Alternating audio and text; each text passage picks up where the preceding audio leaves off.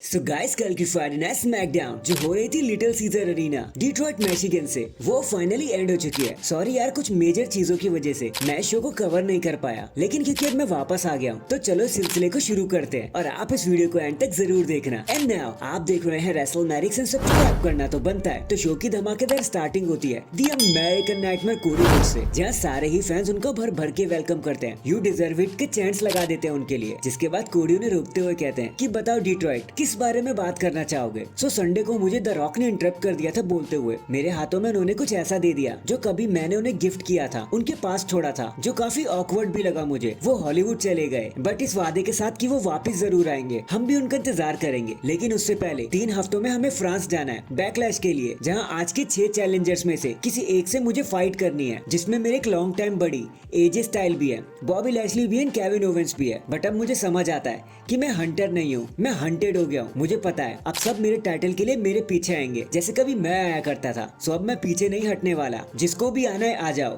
राजा या रानी फर्क नहीं पड़ता। एंड ये एपिक सेगमेंट यहीं पर खत्म हो जाता है। डायनामाइट नाइट का सबसे पहला मैच देखने को मिलता है, एक triple threat match LA Knight Bobby Lashley versus Santos Escobar, जहाँ बताने के लिए कुछ खास हुआ नहीं। जब बॉबी लैशली ने सारा मैच अपने हाथ में ले लिया था तो वहाँ पे हुम्बर्टो एंड गार्जा आ जाते हैं, लेकिन तभी स्ट्रीट प्रॉफिट्स भी इन चीजों में एंड हो जाते हैं और अपना रंग दिखाने लगते हैं ताकि बॉबी लैशली हार ना जाए। लेकिन इसी हेजिटेशन का फायदा उठाकर एले नाइट बीएफटी लगा देते हैं एंड मैच को बड़ी आसानी से जीत जाते हैं। इसके बाद हमें बची हुई ब्लड लाइन देखने को मिलती है, जहां पॉल हेमन कहते हैं कि by the orders of Roman Reigns हम किसी को ब्लेम नहीं करने वाले, जो भी रेसलमेनिया में हुआ बस हो गया, हमें अपनी हार कबूल है। हेमन आगे कहते हैं कि कोडी रोड्स ने पूरी स्क्रिप्ट पलट के रख दी एंड सेथ रॉलिंस ने कहा था कि वो उनके शील्ड बनेंगे और वैसे ही उसने करके भी दिखाया। सेथ रॉलिंस ऐसा बंदा है जो रोमन रेंस की लाइफ का सबसे बड़ा कांटा बन के सामने आया, अनफिनिश्ड बिजनेस रह गया उसके साथ। इसलिए जब रोमन रेंस को ऑप्शन मिला कि वो कोडी रोड्स को स्टील चेयर मारेंगे या फिर सेथ रॉलिंस को, तो उन्होंने सेथ रॉलिंस को ही चुना और 10 सालों का बदला फाइनली पूरा कर लिया। लेकिन हम भूल गए थे कि पीछे कोडी रोड्स भी हमारा इंतजार कर रहा है, जिसकी वजह से ये हादसा हो गया। तभी सोलो सिकोवा रोक देते पॉल हेमन को और कहते हैं कि भाई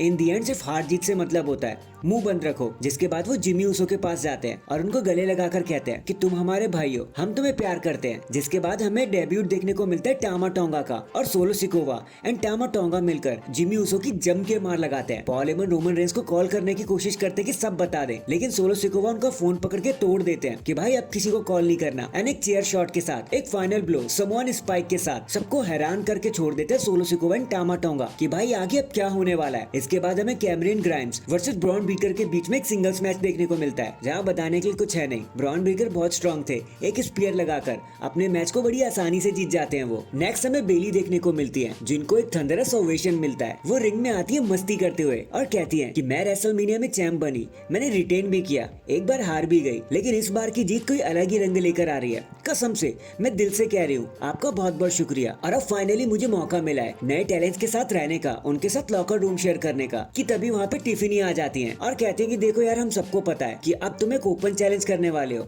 और मैंने उसे एक्सेप्ट भी कर लिया है, तो ये टिफी टाइम है। बेली कहते हैं कि ऐसा तो कुछ भी नहीं है, मेरे पास तो दूसरे प्लान थे तुम्हारे लिए। फिर वहाँ पे नायोमी आ जाती है। थोड़े आर्ग्यूमेंट्स के बाद हमें नायोमी वर्सेस टिफिनी के बीच में एक सिंगल्स मैच देखने को मिलता है, जहाँ नायोमी बड़े प्यार से अपने मैच को जीत जाती है। इसके बाद हमें Jade Cargill Bianca Belair versus Chelsea and Piper के बीच में टैग टीम मैच देखने को मिलता है फालतू सा, जहाँ पे सीधा सीधा जेड एंड बियांका जीत जाते हैं, बताने के लिए कुछ हुआ भी नहीं as expected. And in the end ये सारी चीजें लीड करती है हमें हमारे मेन इवेंट की तरफ, जहाँ होता है triple threat match Kevin Owens रेई मिस्टेरियो वर्सेस जेई स्टाइल। देखो यार ये मैच काफी यूनिक था, लेकिन इसमें कुछ यूनिक नहीं हुआ। आउट ऑफ द बॉक्स तो कुछ निकल कर सामने आया नहीं, एक नॉर्मल सा ट्रिपल थ्रेट मैच जैसी फीलिंग दे रहा था ये। But in the and AJ style ने एक स्टाइल क्लैश लगा दिया और अपने मैच को जीत लिया और बता दिया कि मैं फिर से एले नाइट से लड़ूंगा। एंड डैंग, इसी के साथ हमारी आज की स्मैकडाउन यहीं पर खत्म हो जाती है। वैसे आपका शो के बारे में क्या कहना था कमेंट करके जरूर बताना। एंड चैनल पर नया है तो चैनल को जल्दी से लाइक एंड सब्सक्राइब कर दो। बाकी मैं मिलता हूँ आपसे किसी और अपडेट के साथ, तब तक के लिए अपना ख्याल रखें और खुश रहें।